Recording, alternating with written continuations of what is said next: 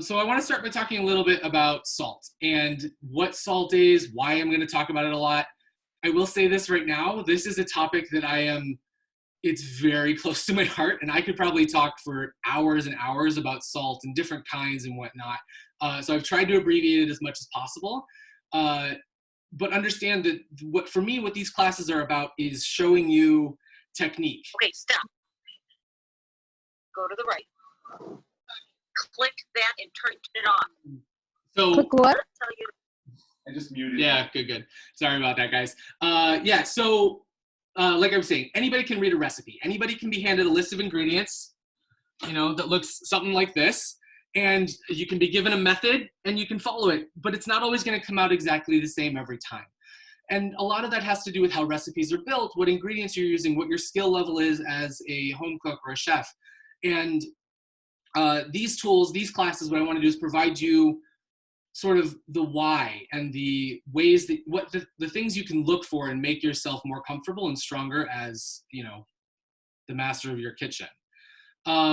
So salt is where I kind of want to start. So what does salt do? Salt enhances flavor and it heightens the senses a little bit. So you can kind of think of it like a key that you put into a door and it unlocks all this stuff.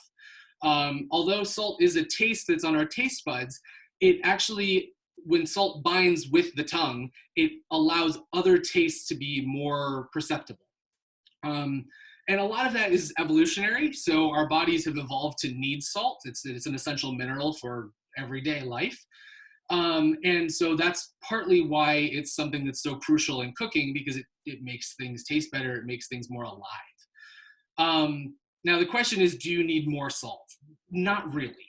The issue isn't necessarily that you're not using enough, it's that you're not using it correctly. And a lot of that comes from not cooking early with salt and just waiting to heap it on at the table. A little bit of salt at the beginning of cooking will do way more for you than a mountain of salt at the table. That's not going to do anything except provide you with an edible salt lick. I think the best advice I can give is don't fear salt, learn how to properly utilize it. So I guess the question is then, what salt should you be using? There's all these different types. There's, pink Himalayan, sea salt, kosher salt, iodized salt. There's tons of stuff out there, and you can read articles for days and days about the benefits and cons of each. And I'm not going to go into every single one specifically. The ones that I do want to point out, it's not often that I insist on things, but iodized salt should not be a part of your cooking. It should not be a part of your household. It's unnecessary. Iodine was added to salt by the Morton Salt Company back in the 1920s because there was an iodine deficiency in the American population. And it just stuck. It's just been a part of Morton salt and American life for a long time. But the problem is iodized salt is filled with anti-caking agents. It's highly processed, and it's loaded with other like fillers and binders that keep the iodine and the sodium sort of together. And because of that, it tends to have a metallic taste. If you taste iodized salt next to a clean salt, you'll be able to sense the difference. So unless you have an iodine deficiency, avoid it at all costs. You can get your iodine from fish and dairy and seaweed. There's plenty of other options. Let's see here. In regards to other salts, so there's like sea salt, right? Do you want to throw up the image, Tam? So this is sort of, I think, a nice demonstration of how different salts have different structures, different sizes, blah, blah, blah. As you can sort of see, there's like the trail sort of at the bottom of the screen there. That is a sea salt that's been highly refined. It's great as a table salt, really, an awesome substitute for iodized salt.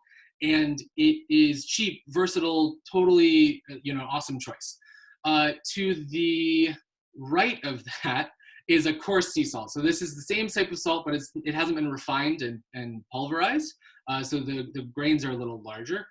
On the top of the screen here, we see Maldon salt, which is a finishing salt. These salts are used as like a way to, add texture to a dish or add flavor to a dish. So Maldon is used to add texture, whereas like a smoked sea salt would be to add flavor.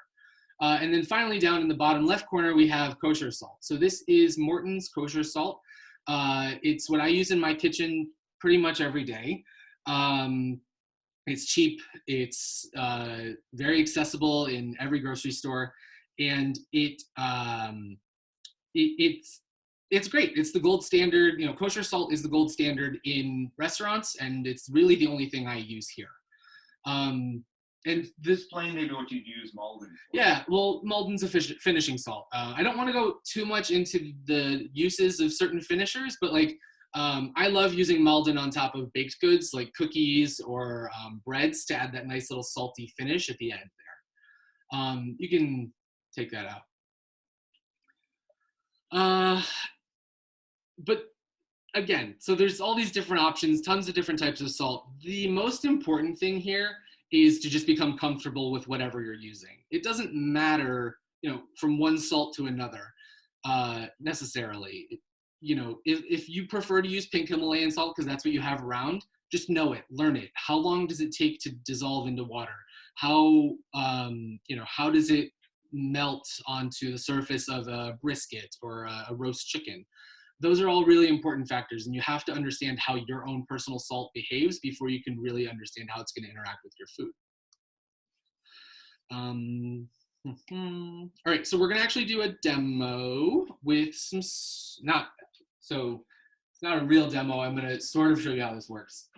So in terms of salting, today we're doing a recipe that calls for chicken thighs. So here we have 2 beautifully pounded chicken thighs with the skin on, bones removed. We buy these in bulk, and we literally salt them as soon as we get them home from the grocery store. The reason for that is because salt takes time to diffuse into the meat. So if you salt your meat or your protein immediately before using it, all the salt's going to sit on the surface, and it's not going to have time to get down into the cell walls. The salt starts by extracting liquid from the cells, pulling all that liquid out. You've all seen that when you salt a chicken breast or a slice of tomato. It'll pull all of that moisture out, but then after time, the proteins will realign themselves into sort of a gel matrix and allow the liquid to go back in. This use of time and salt will allow for moist food. It will allow for the reabsorption of all that flavor, and it'll let the salt penetrate deeper into the protein. Does that make sense? I think, yeah. You want to talk about deboning and... Yeah, I mean, our process with chicken thighs, we take the bone, we buy them bone in, skin on, because that's just the way we like them. You buy them however you'd like. We then pound them thin. Part of that is because of they cook more evenly, and also because the salt will just absorb better. Now, in terms of how to season, there's a lot of debate about this, and from my experience, weight is really the only way that you can accurately salt something. And so I do that with just a simple kitchen scale. I got this off of Amazon a few years ago for maybe $15. It was relatively cheap. It does a great job. And so the process for this, you would weigh out your meat. So for instance, this package weighs about 310 grams. And then you would multiply that by the percentage of salt that you want per gram of chicken. So the percentages can kind of vary. You can start it relatively low at about 5 to 7% if you're really kind of on a restricted salt diet, and it can go all the way up to 1.5 for really thick, heavy cuts like a whole roast chicken or a Thanksgiving turkey. 0.5, 0.8. No. Yeah. Sorry. 0.5. 0.5% is the low end of the scale. 1.5 is the high end of the scale. And the reason for that is because larger cuts, they can just take more. They can really sort of withstand that higher salinity. But for me, I like to season at 0.8% for pretty much everything across the board. Especially because, like I said, we buy in bulk, we freeze, we don't necessarily use everything immediately upon getting it into the kitchen. And so what that does is that allows me to layer salt later when I'm cooking. So if I have a pork shoulder, for instance, if I season it all the way up to 1.5, I'm not going to be able to add any other layers of salt into a braising liquid or shredding like pecorino on top or anything like that, because the meat has already sort of hit that maximum threshold for salt. So with this particular chicken, like I said, it's about 310 grams. The math on that at 0.8% would be about 2.4, 2.5 grams.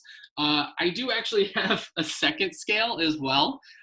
This is a little more precise. This one is actually able to measure down to the 100th of a gram. And that's what I use to measure out the salt when I'm doing meat.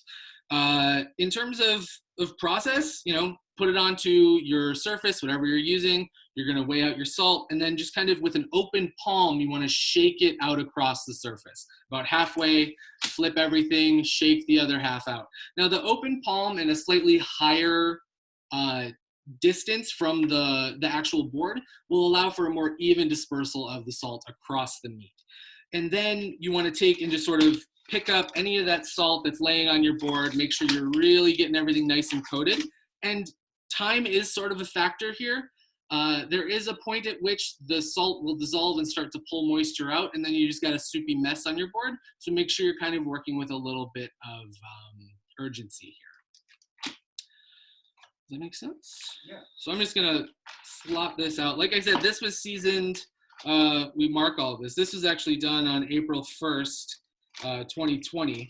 Now, what's also great about salting the meat before it goes into the freezer is that it allows for more moisture retention while the meat is thawing. So it will, the salt will sort of keep that moisture in there instead of like forcing it out as the chicken thaws later. And then it also helps to protect against freezer burn. So the salt sort of protects those protein structures from getting a little overworked in the freezer. Okay, I'm just gonna let this rest right now. We'll come back to that later.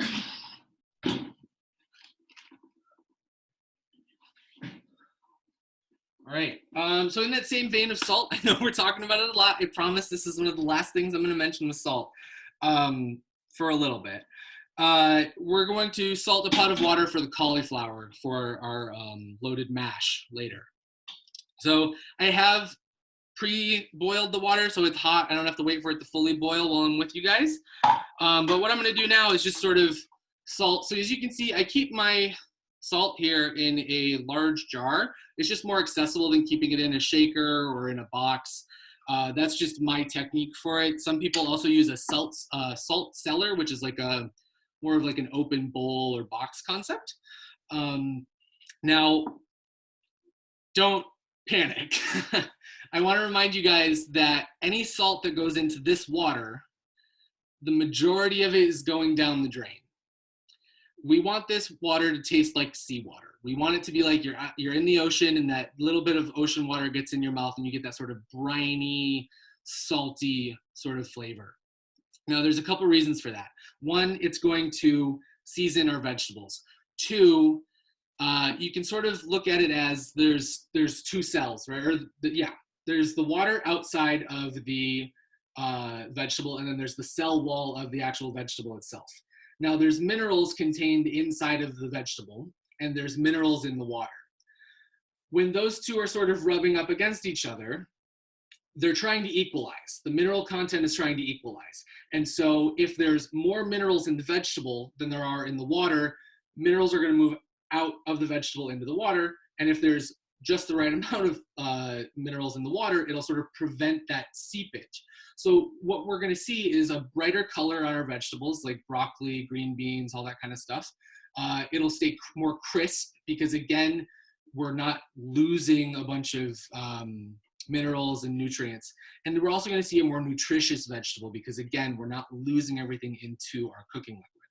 So, like I said, you might be a little shocked at how much I'm about to put in here, but again, it's mostly going to end up in the drain. So don't panic too much here. So I'm going to take a nice palm full of salt. We're just going to go in with that. I'm gonna give it a quick stir here.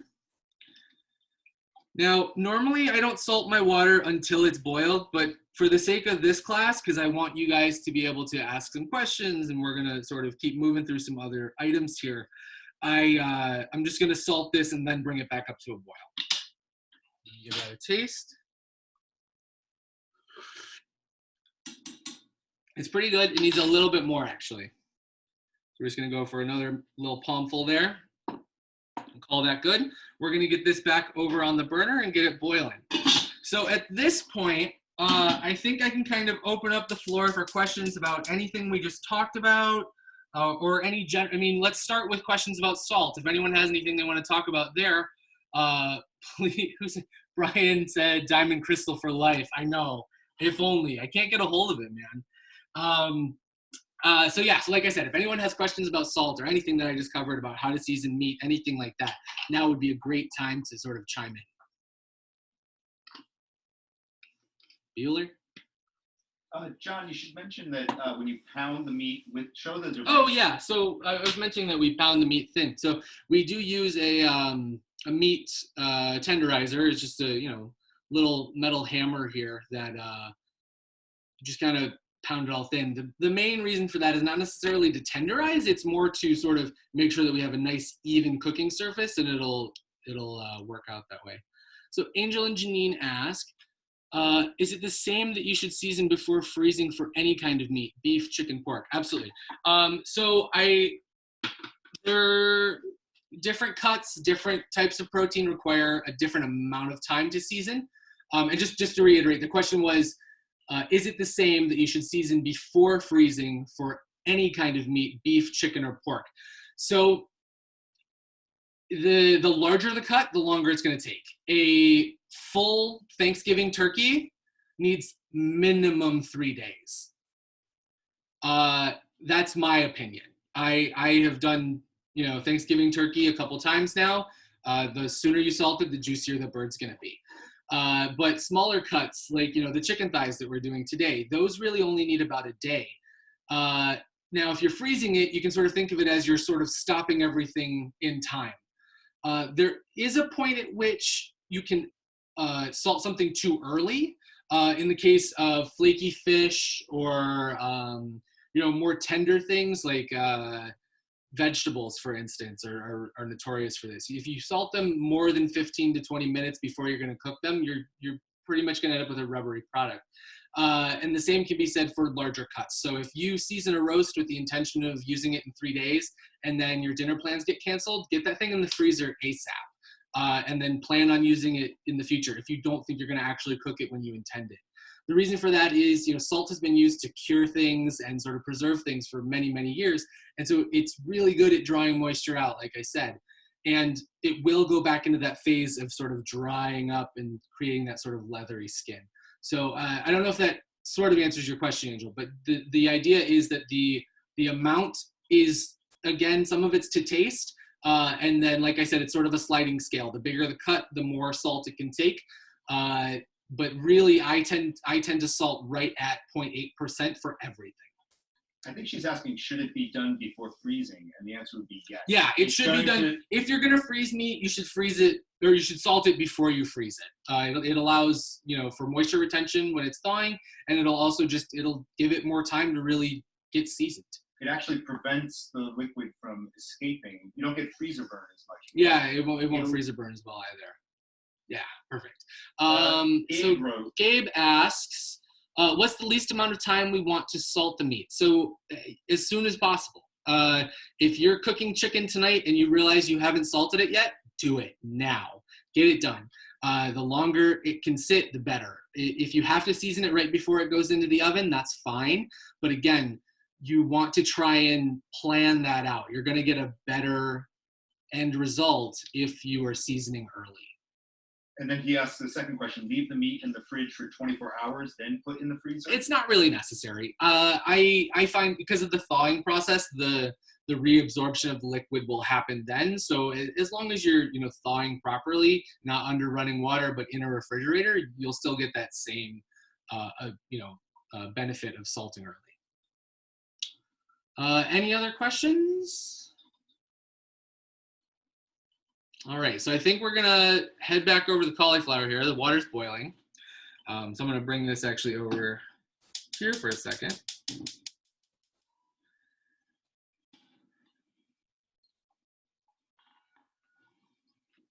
So you can see here that the bubbles are coming up pretty hard.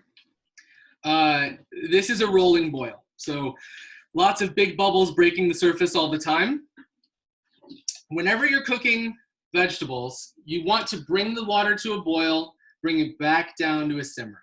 But that doesn't mean right now. That means once the vegetables are in, okay? And the reason for that is when there's all this agitation from the hard boil, what we're gonna get is vegetables that sort of bump against each other and start to break up and lose some of their structure. So it's really, it's better for your vegetables to cook them at a simmer. Now, in terms of pasta or other, like grains or starches, it kind of depends. If you're looking for a really starchy water, lower your water level and crank up that heat so it's really boiling, really moving things around, pulling starch out of that pasta. But if you want something a little bit more delicate to sort of retain its shape and its texture, a simmer is the way to go. So we're gonna just drop our cauliflower in here. Now, those of you explain that it's cauliflower, not potato. Oh yeah, I guess we never went into that. So the two dishes we're making today, we're doing a broiled lemon rosemary chicken, and we're also doing a fully loaded baked mashed potato. We're not really doing mashed potatoes. We're doing cauliflower because it's just nice to have something that feels like a starch, feels like it's a little bit more indulgent, but we're not constantly, going to those carbs and whatnot, especially during quarantine right now. Now, I will say this, those of you who got the ingredient list beforehand, you saw that I wrote the recipe for 24 ounces of cauliflower, or roughly a full head. We had to substitute when we received our grocery delivery, and we did get a smaller amount here. So the amounts I'm working with today are going to be for a 12-ounce batch, not for a 24-ounce batch. So I'm just going to drop this in. You want the cauliflower to be, you want to bring up the overhead? So you want the cauliflower to be, pretty not small, like a nice medium cut. You don't want it to be, super tiny. You don't want any of those giant pieces. We're just going to drop this in. Now, when I'm normally cooking vegetables, I would say that you want them in there as little as possible. You just want to gently cook them, heat them through. You're really not trying to cook them. In this case, because we're going to be transforming this from cauliflower into mashed potato, we're going to take this beyond cooked. We're going to just boil the hell out of this until it's super soft. So I'm going to throw the lid back on there, and we're going to set a timer here for about 20 minutes. We're going to just let that do its thing. I'm actually going to move it back over here to a different burner.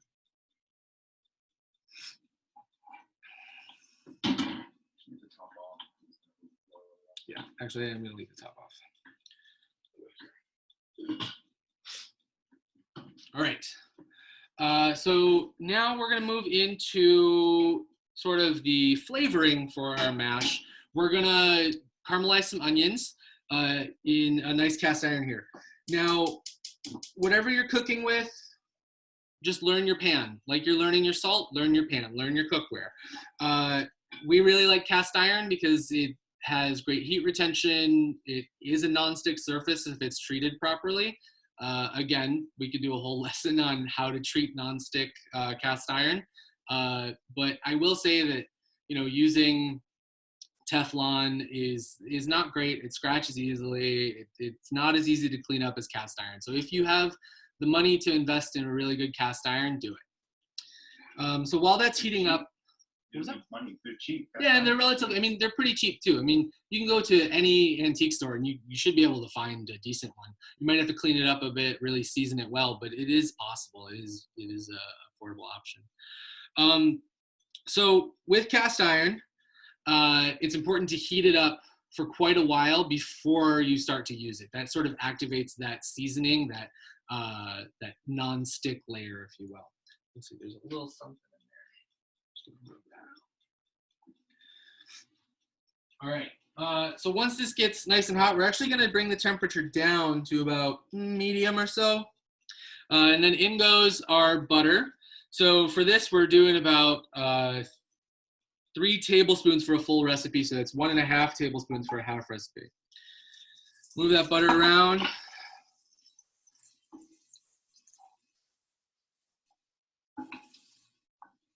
All right. So while that's starting to melt, we're going to add in our onions. So onions should be whenever they're in a sauteed dish, they should always be one of the first things in the pan. The reason for that is they need time to caramelize. Onions, you know, they have lots of natural sugars, lots of those beautiful, you know, sort of flavors in there that just won't come out if you're not caramelizing them. You're not adding them to the pan early. And you also want to avoid crowding. That will sort of create all this steam rather than allowing for like the drying caramelization we're going to want here. Now, I know a couple people asked about substitutions, if they're, you know, avoiding dairy or if you're, you know, not really a fan of cooking with butter. That's fine. There are plenty of ways to go about this. Olive oil is great. You know, if you want sort of ghee would be a great substitute, peanut oil, any of those. Again, some of that comes down to smoke point. So if you want to get a really good sear, a really hot pan, you have to use an oil or a fat that is going to allow for that. So a highly refined peanut oil or lard, any of those would allow for a really high smoke point. I think safflower is another one that's commonly used, corn oil, canola.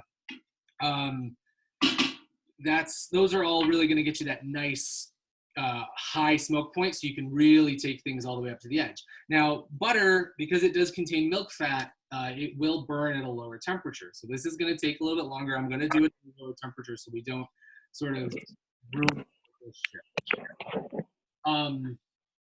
So while that's sort of working away, I want to explain a little bit about the process we're going to move into once these have sort of browned.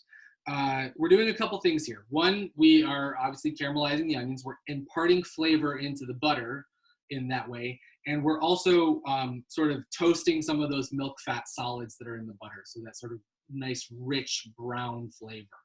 Once that's done, we're going to remove these onions out of the hot oil. And we're going to then make a roux. Is anyone familiar with making a roux? Has anyone made a roux before? If you want to just pipe up, or anyone out there? Bueller? I made that joke twice now. I gotta stop. Yeah, Brian, awesome. Yeah, so a roux is used in traditional French cuisine to thicken liquids. So if you've ever made a gravy and you've started with pan drippings, like let's say from sausage or bacon or just butter, you then add flour to that. You're gonna brown your flour, and we'll see that process in just a few minutes here once these onions are out of the pan. And what that does, so we're taking the flour, which is a starch, and we're coating it in oil. And what that does is that sort of locks the gluten inside of the molecule, right?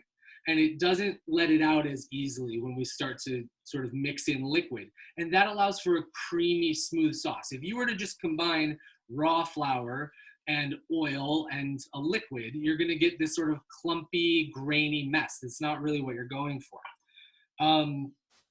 Now, when I make this recipe, I don't I don't usually use regular wheat flour. I tend to go with almond flour here, but that's just because we're trying to keep the carb count kind of low.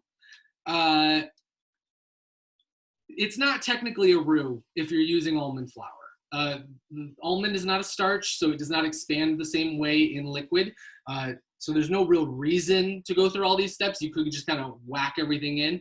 But what it will do is it'll allow you to add moisture and then sort of sense how thick your sauce is going to get that you're going to fold into your vegetable here. So another part of caramelization here with these onions, we don't want to disturb them too much. We kind of want to let them do their thing. The more you move them around, the less contact they're having with all that heat at the bottom of the pan. And that'll sort of slow that caramelization. So I don't know how well you guys can see it, but we're just starting to see around the edges here, we're getting some nice little brown bits. Let me try to bring this up a little higher, actually. That might fog up the camera. So we're just starting to see some browning of those onions. We're maybe just a couple seconds away from where we want to be. Now, anything that's cooked in fat like this is going to continue to cook once it's removed from the pan. Why?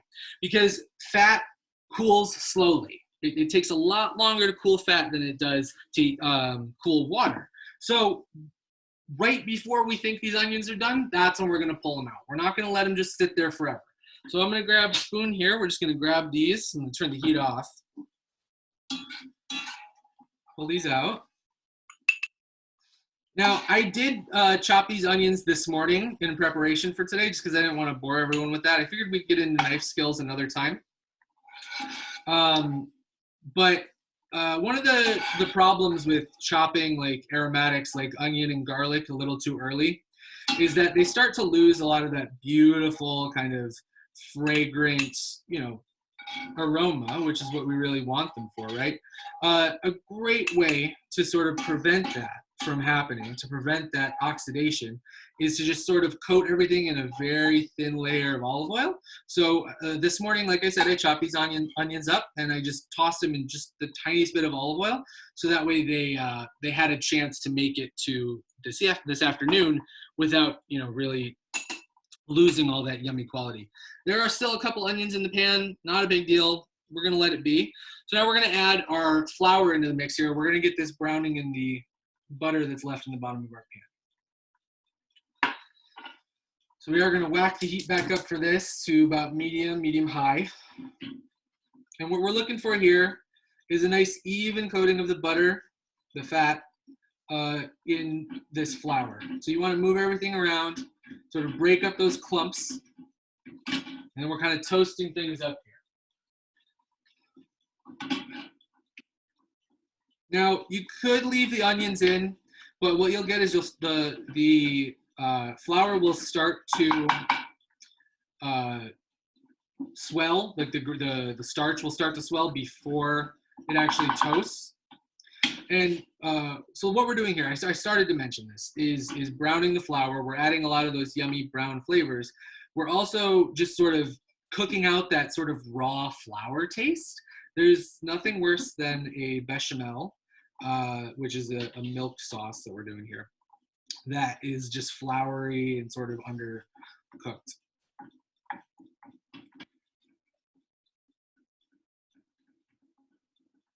Now this, we're not trying to caramelize, so I am moving it around quite a bit because I don't want it to burn. Starches burn pretty quickly when the pan is quite hot, so we want to make sure we're moving it around.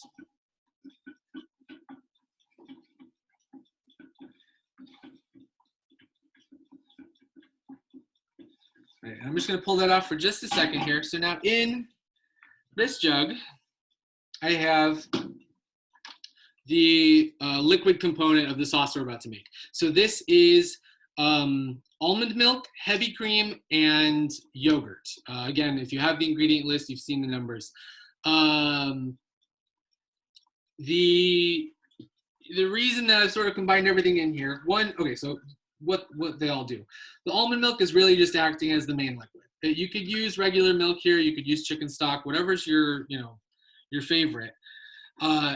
I use almond milk because this is what I have around. The heavy cream is going to add a lot of richness for us, those sort of like yummy, creamy sort of vibes. And then the yogurt is going to act as an acid and a thickener. So it'll provide some sort of bright tones that are really going to bring this up. Now we're just going to warm this really quickly in the microwave here. I'm just going to pop that open. And the reason I want this warm is because it'll fold into the sauce a little nicer if it's hot rather than being cold. If it's cold, what's going to happen is the liquid will cool the fat in the roux too quickly, and then it won't absorb evenly. So a nice warm sauce is the way to go.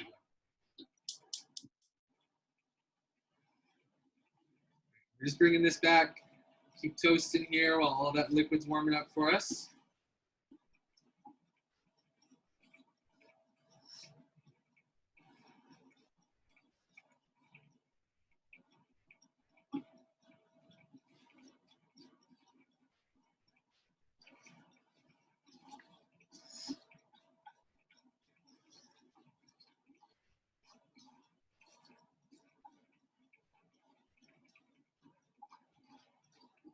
All right. So before I add my liquid in here, I'm gonna just bloom some black pepper in the hot pan.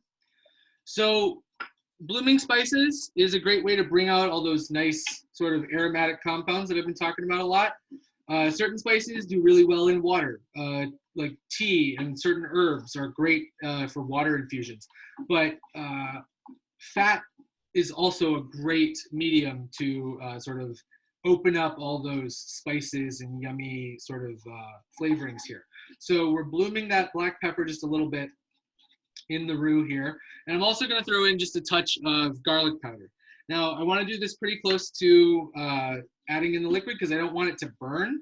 Now, you could use fresh garlic. You'd want to do that about the same time that you're doing the onions, you know, do a little later so it doesn't burn. But fresh garlic is a bit of a hot commodity right now because of COVID. And so I am using powder. Into the pan with that. One last little tossy turn. All right, and now we are going to grab our warm liquid and into the pan with that. We're going to do about a third of it. We don't want all of it at once. We're going to do this sort of in stages. So we're going to mix, mix, mix, start beating out some of those lumps. Really get that in there.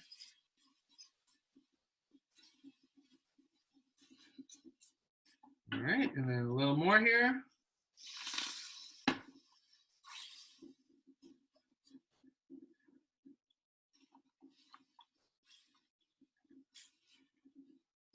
Mixy.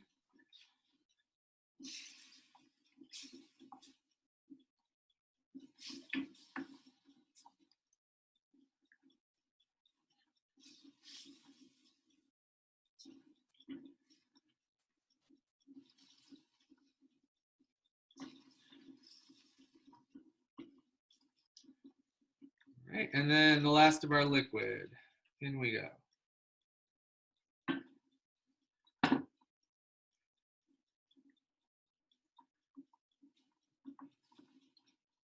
And at this point, I am going to switch over to a whisk, just so I can make sure I'm really getting that nicely incorporated.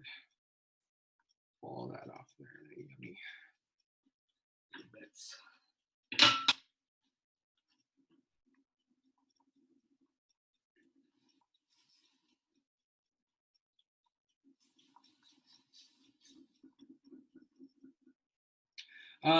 This particular sauce, so bechamel, which is a thickened cream sauce, is the base for a lot of traditional French cooking, but also like some really great pasta sauces. So mac and cheese, for instance, starts as a bechamel.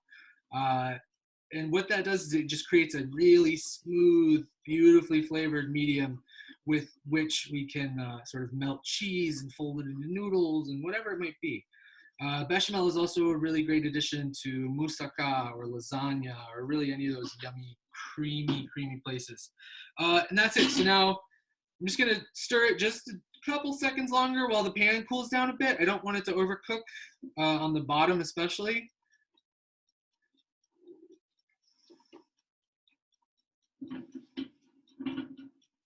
And there we go. So that's our beautifully thickened, I don't know what you want to bring up. There we go.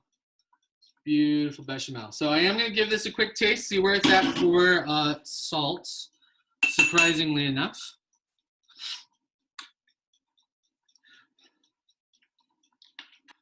It's pretty bland. I did use salted butter, so there is a bit there, but I am going to bring just a touch of saltiness to this as a way to kind of bring it up.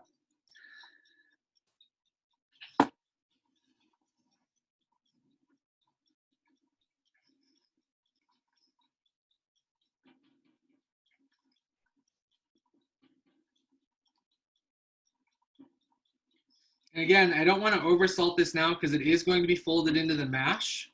And we're going to add some more salt to that, plus there's cheese going in there, so we don't want to overdo it. Beautiful. All right, so we're going to bring that off. There's a little bit less than 5 minutes left on that cauliflower, so I am going to give it just a quick check here. Bring that over. So notice how I can't actually pick up a full piece of cauliflower. It's all just falling apart. That's exactly what we want in this case. So we're done here. I'm gonna kill that timer so it doesn't go off on us. Make a little room here. And we're gonna drain this.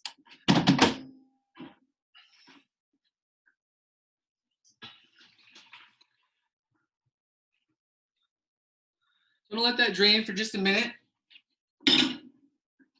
to remove some of the excess liquid. We don't want to add extra water into this. We really want to avoid, because we don't have a starch to bring everything back together except for the bechamel. And so we want to really kind of remove as much water as possible right now from that cauliflower mash. I'm going to move a couple things out of the way here so I can bring the stand mixer over. We're going to keep going on that. I'm just checking to make sure we're in the right spot in terms of the recipe. Okay, cool.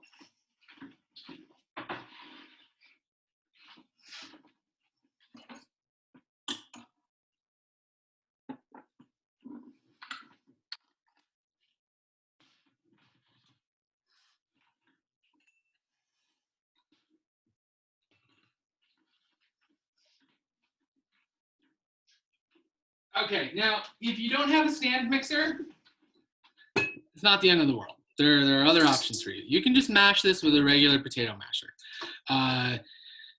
Unfortunately, what you're not going to get is a very light, airy final product. You are going to get more of a, a bit denser sort of finish. But it's doable. You can honestly do this with a fork if you're, really strapped for utensils here. I'm just going to move that.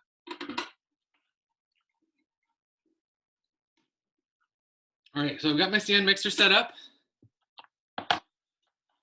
in that sort of center there.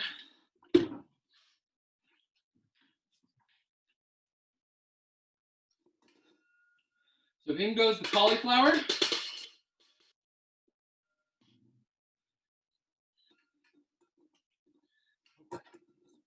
Lock that into place, and we're just gonna whip that. Really start breaking up all those cauliflower bits.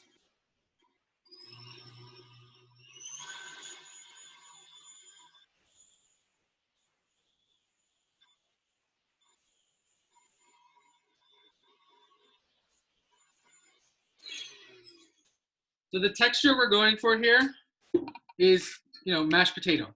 We're looking for something very soft. It doesn't have a lot of, big clumps or anything left in it. We're gonna then take, that's still pretty hot. We're gonna take our bechamel, fold that in here. I'm gonna take this off just to make it a little easier.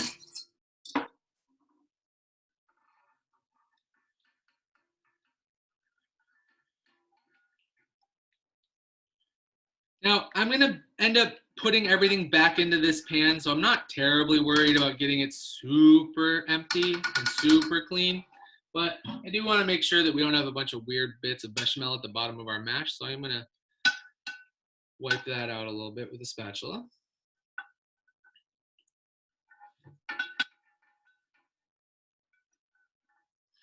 Okay. Go here.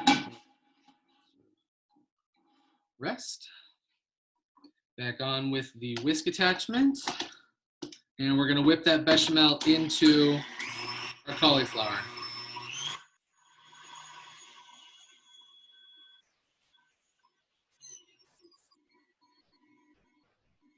All right, in go our caramelized onions.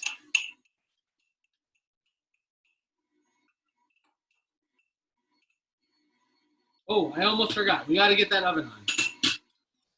We're going to turn the oven. Hey, Gabe has a question. Oh, sure. What's up, Gabe?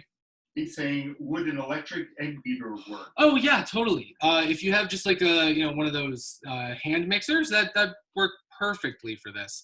An immersion blender, anything like that. If you have like a Ninja or like a tabletop smoothie blender, that would also work. So we're bringing our oven up here to about 440, 450, wherever. Now we're going to continue to whip this, add some more air, really get it nice and light. We're also going to add our flavorings at this point. I'm going to turn that off because it's kind of loud. But we're going to add, so this is 2 ounces of sharp cheddar cheese. I just kind of diced it up because we had a block. We didn't have shredded. We're going to add a little bit more than half of this, maybe like, 2/3 or so. We're going to save the rest of that for the top here. And mix that in.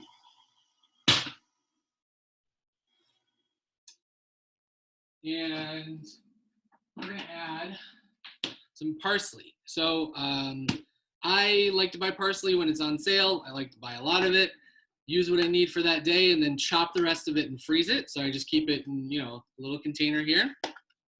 And this will keep for quite a while in your freezer. You really, it's a great way to keep some fresh herbs on hand. We're going to add some parsley in there. You want to do chive, go for chive. You want to go for dill. You do you. I know, like, for instance, Brian, I know you hate parsley, so I'm sorry for that. But say hello. Honestly, any herb could work here. Really, all we're doing is just adding some nice flavor components to get this mash nice and punchy. All right, so at this point, we've got all of our flavorings in there, all of our little add-ins. We're gonna give this a taste. See where we're at. The salt's pretty spot on. A lot of that has to do with because we properly salted our cauliflower water. If it needs a little more salt, add it. One of the things to remember with this particular recipe, we're adding more cheese on top, and we are also going to be adding an egg. Now, those two sort of counteract each other. Cheese is gonna add more salt, egg is gonna add fat, which needs salt to compensate. So make sure when you're tasting, keep that in mind, that you're going to be sort of, changing it up a tiny bit. And once the egg is in here, you really shouldn't be tasting it. I know every once in a while, I'll try something that has a little raw egg in it, but it is a gamble. Now, this is still pretty hot. So I am gonna wait just a minute here to let that kind of cool down. If you put the egg in too early, it will curdle. The reason we're adding an egg to this is just to act as a binder, so it'll sort of bring everything together in the end and act as a nice sort of emulsifier for everything. Am I missing anything on that, Teo? No. Sounds right to you? Cool. Pepper. I did pepper, yeah. Okay. There's a nice amount of pepper. Oh, the hot sauce. Hot sauce. So again, this is one of those optional ingredients. My brand that I'm partial to, I love Valentina. I'm also a big fan of sriracha. Sriracha doesn't necessarily work as well in this recipe, but Valentina is nice because it's a little acidic. So it adds a nice little zippy kind of zing in there. So we're just gonna pop some of that in. If you wanted to go and add some other spices to this, the place to add that, like if you want to add chili flake or I don't know, maybe cumin, the best time for that is when you're browning the flour for the roux. All right, fold that in. We're gonna call it good enough on this being the right temperature for the egg. I'm just gonna mix quickly. We got an egg here, just gonna whisk it up.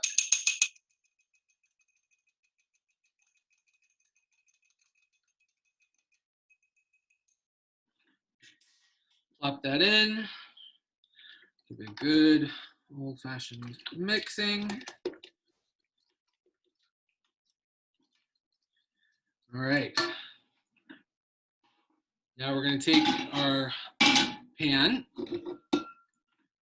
Mash goes back in. And this is going to go in the oven. We're going to bake it, like I said, on 440 for 20 minutes or so. This might cook a little differently because, like I said, this is a half batch that I'm making. The recipe that I sent out is a full batch. Make sure that's nice and a little bit of egg white there. Okay. Nice and even.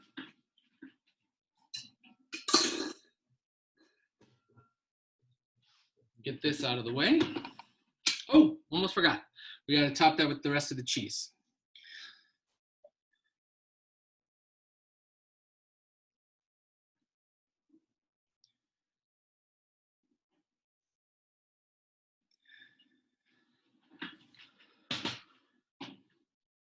spread that up. Yep. Just make sure it's nice and even. Okay, and we're just gonna throw that in to the oven.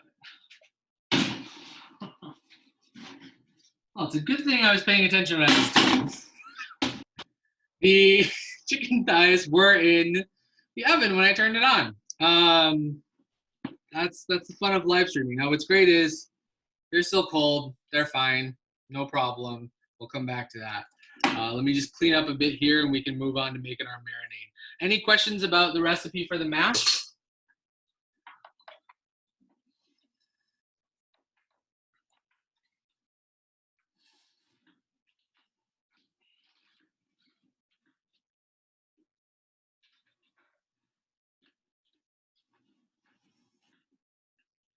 Nobody? Any general questions? I've got a minute here. We can kind of talk for a second. Real quick, I didn't hear you. 440 was the temperature. How long did you say to bake it? I'm gonna check in about 20 minutes, but you know, a bigger batch, a different size pan. It's really about getting that nice golden crust on top. And if you have a kitchen thermometer, you want the internal temperature to be at least 165. Okay, got it. Any other questions about that? Okay, so we're gonna move on to the marinade for the chicken. So for that, we are going to need our lemon juice, our rosemary, our black pepper, Dijon mustard, and olive oil.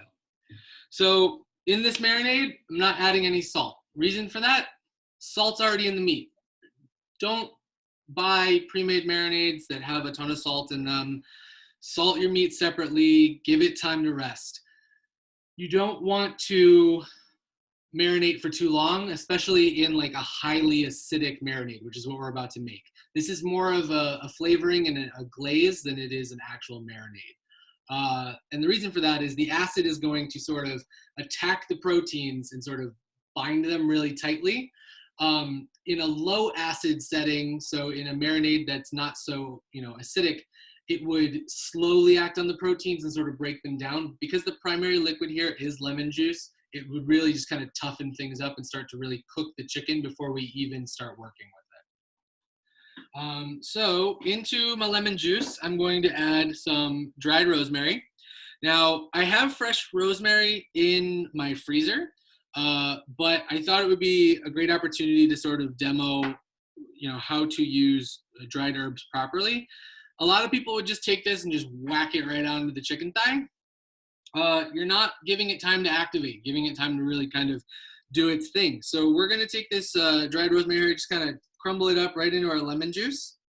And what that's going to do is it's allowing it to rehydrate. It's going to allow those essential oils to move out into the liquid and then eventually back into the chicken. I'm just going to give it a quick toss there. Now, next component is going to be black pepper. Now, I have these as whole peppercorns because the minute these are crushed, the minute they're ground, they start to lose a lot of their aromatic qualities. So I'm going to actually do these with a knife because that's a fun, easy way to do it. And you also get a really nice, big, chunky peppercorn. You can also use a pepper mill, but I do not advise using pre-ground pepper for anything. It's kind of like, you know, sprinkling sawdust on your food. So we're just going to take this pepper here. I've got my chef knife. Bring that close to the edge of our cutting board. Lay that knife down on there. And with the palm of our hand, we're going to kind of just apply pressure downward and slide. What that's doing is it's cracking those peppercorns, releasing all those beautiful aromatics. And there we go. Some nice, really beautiful, freshly cracked pepper. Into the lemon juice that goes. All right. Now, our next component is the Dijon mustard. So this is another acid. It's going to add another level of that sort of acidity. Now, I talked a lot about salt today. One of these, times I really want to get into acid and why it's so important in cooking. Again, that's like a whole topic that it would take forever to really go through it all, and we're going to hold off on it. But the easiest way to talk about it is acid leaves you wanting more. It allows to sort of clear the palate, remove fat, remove salt, not literally, but just the sort of senses of those things. And it allows you to sort of indulge a little more in those rich things, which is why like a really fatty cut of brisket would pair nicely with like a really highly acidic salad. Like a nice apple cider vinegar and arugula or something of that nature. The other reason that I'm adding Dijon to this is because it'll act sort of as a binder to help bring some of that fat into the marinating liquid in the form of extra virgin olive oil. Now, because we are broiling this, I'm not adding a ton of oil to my marinade because, flames and fire.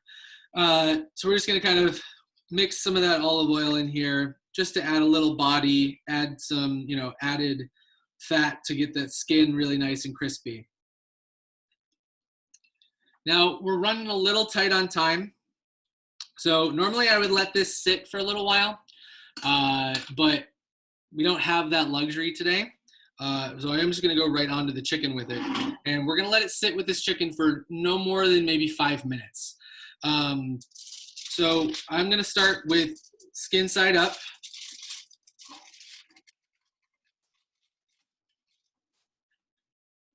Marinade goes on. Flip it. More of that.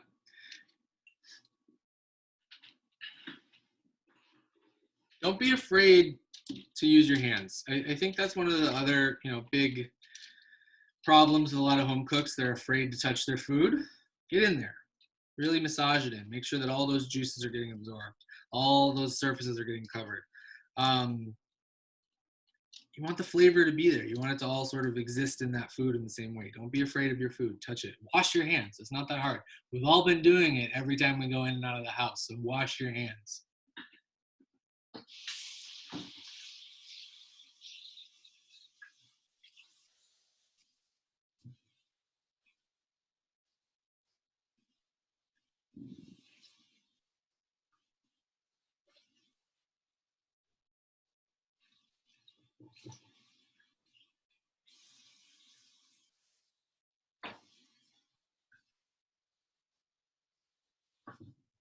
All right, the mash is in the oven.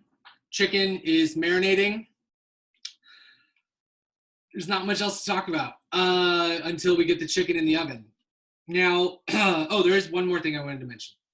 So cooking proteins and vegetables, really, anything, does not start the minute it hits the heat source.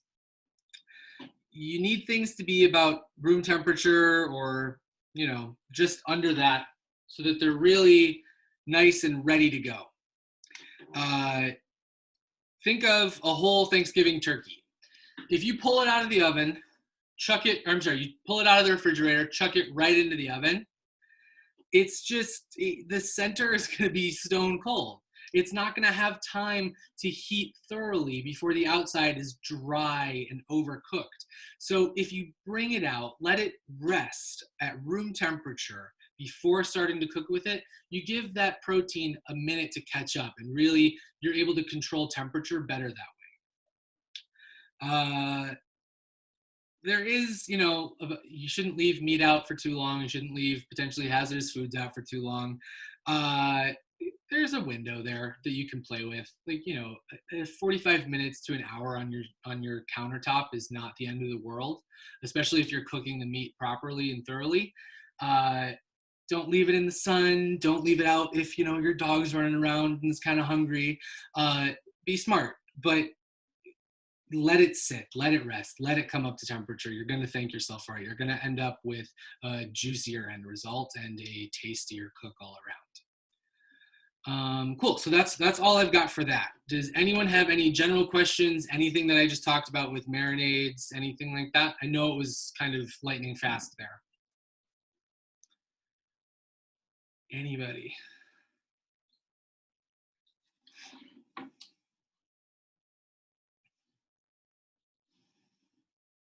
All right. Theo, anything you think I should mention? I had a question. I'm sorry. So what's the best time to like leave in a marinade? Like, is it better to leave it in overnight or? Yeah, so like I said, a lot of that depends on acidity. So if you are doing a highly acidic marinade, so like this, the only liquid component is lemon juice, it's highly acidic, don't do it overnight. You're gonna ruin whatever you're marinating it, your whatever your protein. Okay. Now, if it's something a little bit more like, mild, sure, overnight could work. But honestly, an hour is really all you need, because most marinades, unless it's a brine, it's not imparting a ton of deep flavor. It's going to take a long, long time to get a lot of those compounds in. It's better to salt the meat, salt the protein, let it rest, like I said, for a day or so, then marinate it a couple hours before at most. If it's a highly acidic marinade, just a few minutes before you're going to cook it. You want to talk about fish versus meat? Yeah, so fish really should, Shane, did that answer your question? Yeah, it did. Yep. Fish. So fish is highly temperamental. It can dry up crazy quick, and to me, there's nothing worse than an overcooked or abused, fish fillet. So in terms of salting, fish shouldn't really be salted more than 5-10 minutes at most before you're going to cook it. In some cases, like, thicker cuts, it is possible to go a little, beyond that. Like a nice, tuna steak, for instance. If it's really nice and thick, it can tolerate a little bit more time, 20-30 minutes at most. But delicate fish like cod really should not be salted until just before it goes into the pan, because you're just going to pull moisture straight out of it and ruin that nice flaky texture. And the same thing with acidity. Acid acts very quickly on fish. It will start to, sort of cook the fish almost right away. Anything else you thought? Why don't you just talk about, because I don't know if they have to watch the chicken cook. Yeah. So why don't you just talk about your process? Yeah. So, this is wrong. So before this chicken goes in, we're actually going to start it on the naked side there, the side without the skin, because we're going to flip this about halfway through. And what that's going to do is it's going to allow for a really nice crispy skin, give you a nice added element of texture. So this will go in for maybe 2 minutes or so. It's room temperature, so it's not going to take very long, and it's quite thin. So we'll just kind of pop that in, pop it back out, flip it over. Now, when you're going for browning, I sort of mentioned this with the onions. Moisture is your enemy here. We're going to pat the surface of those chicken skins before it goes back into the broiler as a way to sort of pull some of that liquid off, avoid that sort of wetness, so that we can get a really nice crisp layer there. When cooking meat... Why don't you show how you do that? I know you're not putting it in the broiler, but I don't understand. How do you dry off the surface? Well, I'm going to show that. Okay. I'm going to show that when we get there. I have 5 more minutes, and then I'll kind of toss it in. Where was I with this? Drying it off. Oh, drying it off. Okay, so the Maillard reaction is what we're looking for. I'm not going to go into that. That's a whole another thing. Talking about the great info. So cool to hear the explanations. Who's the cinematographer? Sorry, just got a little message there.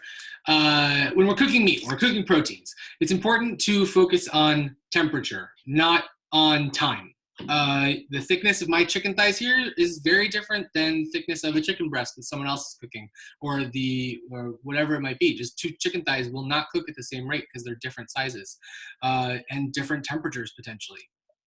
Which is why I really highly recommend, if you're only going to have one tool that I recommend to you in your kitchen, it's a meat thermometer. These are cheap. I got this one maybe $7-8 on Amazon a few years ago. And this is going to save you so much wasted time. and it's going to make cooking easier for you. You're going to feel more confident about pulling a chicken thigh out of the oven and making sure that it's not over or underdone. The goal here is to hit 165 in the thickest part of this thigh. Now, these are relatively flat as we did pound them thin, but I will kind of check a couple different areas once we get to that point. In terms of like doneness for other meats, some of that is up to preference, especially with like beef and lamb. But when we're looking at like pork and chicken, you know, try to follow those standards as best as you can. Eating raw chicken is not going to be a fun time for anybody. And then also how things cook after you pull them out. Yeah, so there is some carryover cooking, especially with like baking and frying. Really most cooking methods, with the exception of grilling. There's a lot of carryover because the pan itself is quite warm. It's going to continue heating whatever's in it. So you want to sort of judge that. With beef, and fish, it's particularly important to pull out the cut about 4 or 5 degrees early. Fish, actually, you can pull it out 10, 12 degrees before the actual target, and it'll continue climbing and sort of hit that perfectly. You just make sure you check your temperature every now and then and let it rest. Really give it time to sort of finalize that carryover cooking. So I'm gonna whack up the broiler here, and we're gonna throw this chicken in. I know the mash is still in there. That's okay though. It's not gonna burn. All right, this goes in.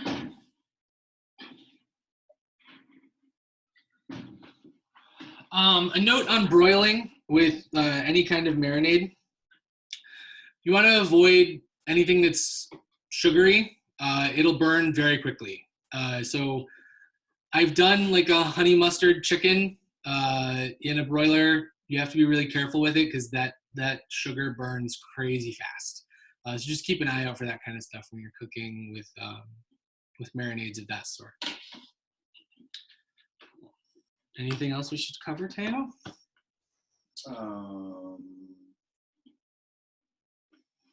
Anyone have general questions? Anything else? It doesn't have to be about what we've talked about today. It could be just a general question you've been wondering or anything.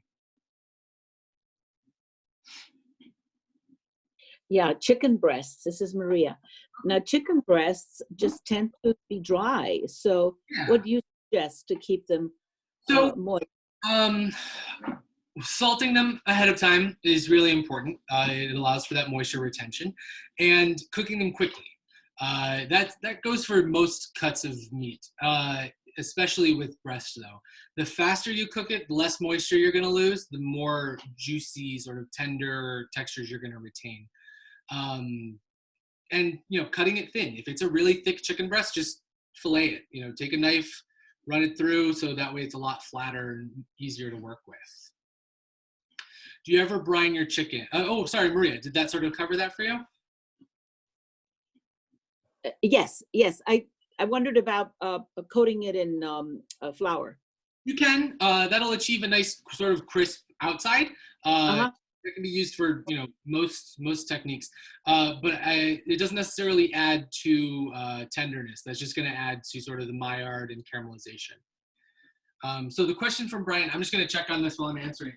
So Brian asked, do you ever brine your chicken? With chicken, I'll be honest, I hate chicken breast. I hate I hate it. It's just a personal thing. Some people really love it, and that's cool. So I don't often cook whole chicken. But what I will say is when I do Thanksgiving turkey, I use a dry brine. I never use a wet brine. And that has to do more with my space than anything else, just because we're in a small Brooklyn apartment. We don't have a huge fridge to sort of keep a big brined bird in.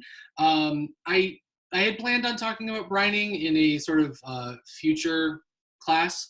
But yeah, it's a great option. It can sometimes lead to sort of like overly wet sort of, I'll go over that, yeah.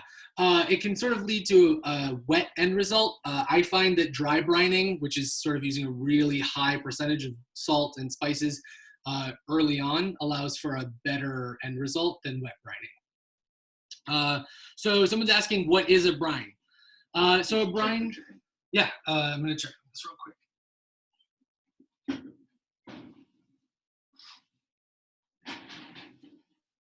All right, so this looks like it's about half done. We're gonna flip this over real quick here. Yeah, I am just gonna check that temp real quick, see where we're at. We're not looking for doneness here. We're just checking to see how close we are to our end result. So we are sitting at a little over 125. Lower in some places. So we're good. We're in a spot where I think we can kind of flip it. Flip that thigh over. I'm just going to take, like I said, I'm going to take a paper towel real quick here. You can use a kitchen towel if you're not into disposable products.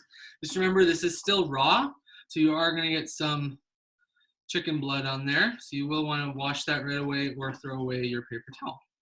So I'm just kind of blotting away the skin area, getting rid of that moisture. And like I said, that's going to allow for it to dry up more quickly and allow for browning and that nice caramelization we're looking for. All right, we're going to go back in with this.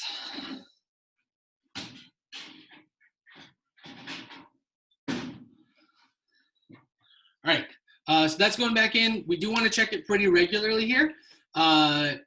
When you notice that the skin is pretty close to where you want it, check the temperature. In this case, I have a feeling it's going to cook through before we get a really, really dark skin. But if it does start to burn a little bit, then we'll move it up into the oven to sort of avoid that over-charred, burnt sort of flavor from the chicken skin. You have another question. All right, so real quick, back to the question that I started on, but I kind of missed. Explain a brine briefly. So a brine is a salting method in which you take water and sort of just make salt water, basically, and infuse it with spices and herbs, and then soak your meat or other, whatever you might be doing in the brine for days before actually cooking it. It's a salting method. It's a way of adding added moisture. I do find it's very common with Thanksgiving turkey or whole roasted chicken. I don't, like I said, I don't find that it's very beneficial. I think sometimes it's just a little too wet. And then you have another question. If the chicken doesn't have skin, should we still blot and top? Absolutely. Absolutely. If your chicken doesn't have skin, I would still blot it because you still want a crisp outside. You're not going to get as crisp as with skin because the skin is fat and collagen, and those things just they solidify hard. But yeah, blotting it is not going to hurt it. If you aren't looking for that deep caramelization, you don't have to do that step. Yeah, I'm going to check it right now. You should maybe check the other. Yeah, I will.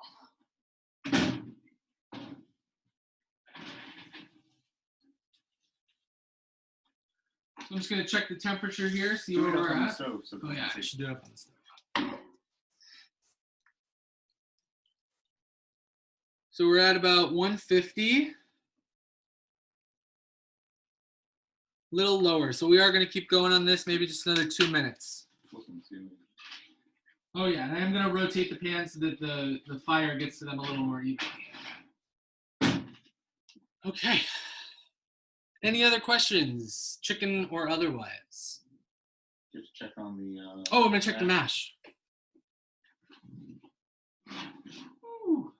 So it's still pretty jiggly, pretty soft. We're going to keep that in there for a while longer.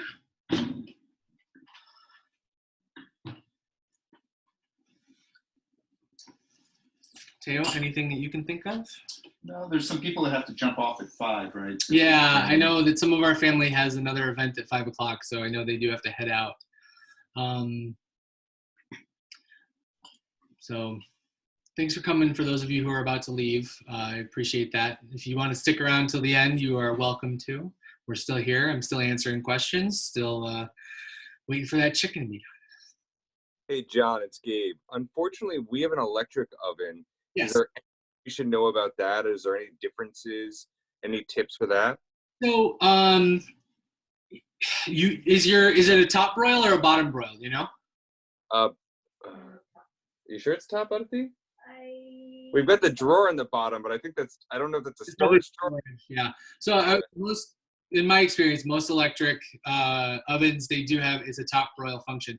So you want to get it as close to that element as possible. Okay. You're going to get more like spatter and smoke because it's hitting a metal object rather than hitting a flame and really just, disappearing. So you are going to get a little bit more smoke if you have a lot of liquid in the pan. So I would avoid having it too liquidy, too much oil kind of around in there. Otherwise, just get that thing as hot as you can get it. Give it time. With a gas stove, you have a little bit more, like the flame is there. It's as hot as it can be right away. With an electric, you really do need to give it that time to warm up for broiling. Gotcha. And then if we don't, like, until we get our own cast iron, pan, we just use like a Pyrex dish or something like that to cook the I've done this in like a bread pan. I've done it, sorry, I'm just pulling this up real quick here. I've done it in a bread pan. I've done it in, like, we have, Fiesta ware, so anything that's, anything that's bakeable, any baking dish. Okay, great. I honestly just use it because I didn't want to do more dishes later. Yeah, makes sense. And same for the chicken. Could we use like a Pyrex dish for this? Because you want to keep the juices and stuff with it, right? Yeah, absolutely. Pyrex works. We're just using a lined pan here because that's what we like to do. Gotcha. So, sorry guys, I'm just checking the temp here. So in the thickest parts, we're in the 160-ish range. It's a little hotter there, actually. Those are both 165, right? Yeah, that's there. That's at So 170. These are done. So we're going to take that off of broil. We're going to put it back on bake. As soon as it hits 165. As soon as it hits 165, you want to pull it. So these are great. We're going to let them rest. I am just going to take a spoon here and any liquid that's out around the edge, I'm just going to kind of bring that back up on to the chicken. A couple of reasons for that. As it cools, the proteins are going to first they're going to push out a lot of liquid as they cool. But then after that, they're going to open up and they're going to suck everything back in. So this allows for one last chance to get a little more flavor deeper into that cut. All right. Oh. So there's that. There's those beautiful chicken thighs. Any other questions? Anything that's come up? Anything you guys are thinking about?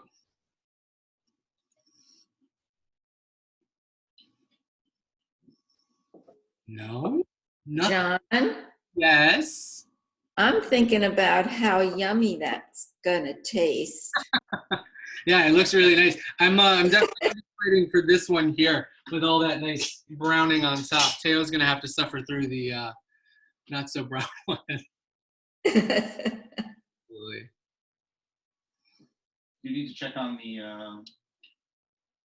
So Angel's asking why get the skin crisp and then put the liquid on top again. Okay, so there is that sort of chance for that to go flabby again, right? What was your question? Yeah, nothing. Okay. In this case with chicken skin, it doesn't happen as easily. Also, the majority of that liquid that I just poured back over that is chicken fat that came out and went back in. It's not really juices. It's more fat and oil. A lot of that has already kind of cooked off in the broiling pan. You can see there's all these sort of burnt bits around here. That's actually burnt lemon juice and burnt chicken juice, whereas the juices I was spooning on are more fat and oil. But that is a good point. If it is a very wet pan and you start spooning over, you will start to lose some of that crispness. But the crisper you take it, the less flabbiness you're going to get at the end of that. Do you ship to Michigan? Unfortunately, I do not. Turn off the mute. Yeah, I turned it off. We have to say goodbye. Sonia, I hear you out there. You heading out? Oh, I think they left. You there? The next session. All right, guys. Have fun at See the you party. later. See ya. All right, you're gonna join us? We might a little later. We got to clean up the kitchen once this is all over. Okay, thanks, John. This was great. Absolutely. All right. So For the mashed potatoes, Is there like other vegetables that you can use besides cauliflower? Sure, why not? You Okay. could go with butternut squash. You could go with, let's see, what else is out there? You could do broccoli as a bake this way. You could do, I've never done it. I will say that.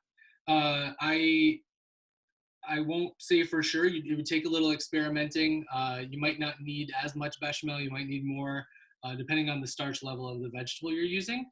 But I will say cauliflower really sort of mimics that potato kind of texture. So that's kind of why I go with that all the time. So I just pulled this out because it is getting nice and crispy. The center is still a little wobbly. That's okay though. We're just gonna check that temp, see where we're at. So we're at 180. So we're set in the middle. We're just gonna let that cool now. So these are our dishes, you guys. We have beautiful, fully loaded baked mashed potato, quote unquote, and our lemon rosemary chicken. Awesome. Any other questions before we cut out of here so Teo and I can chow down? I wish I were there. No, I know. Well, you guys, thank you so much for joining me here. Thank you. Yeah. Thank you, John. Lovely. Yeah, Thank you, John. Thank you, Thank John. you. Thank you. Yeah. Hey, John, a cast iron seasoning tutorial would be kind of cool because you've inspired us to get one. That's actually that's a Teo project. We'll get him over here showing you guys. Oh, never mind. So there is an ask for a written recipe. I'll send that out. That would be great. The list is already out there, but I will send out cooking instructions shortly after this. There's also a recorded version of this session in case you want to watch it again, reevaluate techniques, or share. That's brilliant.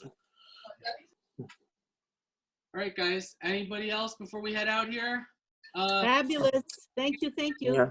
I'm not sure I understand. Oh, pairing wine. White. Oh, perfect. Yeah. I'm not super into pairing. It's not my expertise, but a nice white wine would be great. A good crisp lager with chicken, I think, is always yummy. So here we are. Perfect. Thank you, John. This was great. Like, this was super entertaining the whole entire time, and like learned a lot, especially with salt. Like, Yeah. I never knew that about that. That's incredible. I was going over the script with my sister last night, and I got about halfway through the salt section, and she goes, "So are you done?" And I was like, "Oh God, there's." And it's a lot, and I did edit it down quite a bit. There was so much more I could have talked about, and it's something that I think is really important and so misunderstood. So thanks for listening for that. Yeah, that was fantastic. All right, guys. I think we're gonna. You guys gonna clap? Round of applause. No, we just.